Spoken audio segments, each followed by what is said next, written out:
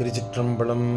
திருநாவுக்கரசு சாமியார் அருளிய தேவாரம் 4ஆம் திருமுறை, பண் திருநேரிசை, தலம் கடம்பூர் வீரட்டம், பதிகம் 31, பாடல் 4.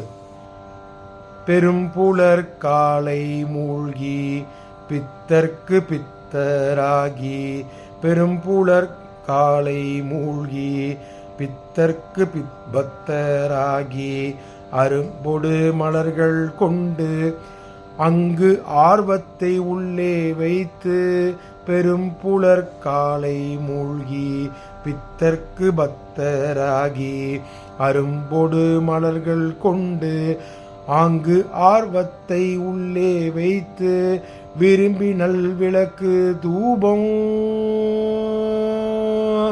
விரும்பி நல் விளக்கு தூபம் விதியினால் இடவல்லர்க்கு, விரும்பி நல் விளக்கு தூபம் விதியினால் இடவல்லார்க்கு, கரும்பினால் கட்டி போலவர் கடம்பூர் வீரட்டனாரே.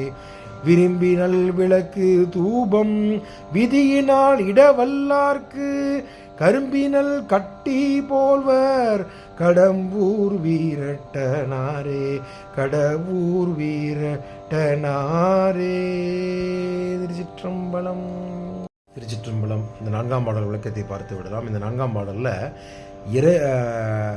இரவின் 4வது கூறாகிய அதிகாலையில், 4 பொழுது என்று சொல்லுவோம் அல்லவா, 4 கால பூஜை நடக்கும் சிவராத்திரியின் பொழுது, அதை உங்கள் அனைவருக்கும் தெரியும். அந்த 4ஆம் பொழுதினில், கூறாக அதிகாலை பொழுதினில் எழுந்து குளித்து, பின்னர் பெருமானிடத்து பக்தி கொண்டு அரும்போடு மலர்கள் பறித்து, உள்ளத்தில் பொங்கும் ஆர்வத்துடன் விளக்குகளை ஏற்றி தூபங்களை முறைப்படி இறைவனுக்கு சமர்ப்பித்து வழிபாடு செய்யும் அடியவர்களுக்கு கரும்பு கட்டி போன்று கடம்பூர் வீரட்டானத்தில் இனிப்பவராக திகழ்வார், உள்ளத்தில் இருப்பார்.